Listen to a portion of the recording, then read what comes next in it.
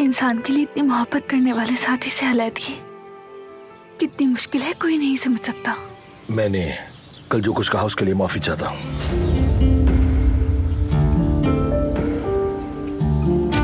क्या मतलब आगे नहीं चल सकते? क्या कह रही हो तुम? ये अचानक ये सब क्यों? मेरी इतनी औकात नहीं है कि मैं इतनी बड़ी जंग में उलझूं। मुझे तुम्हें खुशखबरी देनी। बहरान उस लड़की से तलाक ले रहा है। क्या? सबको खुश करते करते थक गई हूँ। इस जाली शनाख्त पर खुद को जबरदस्ती यकीन दिलाने की कोशिश से थक गई हूँ। अब नहीं होगा।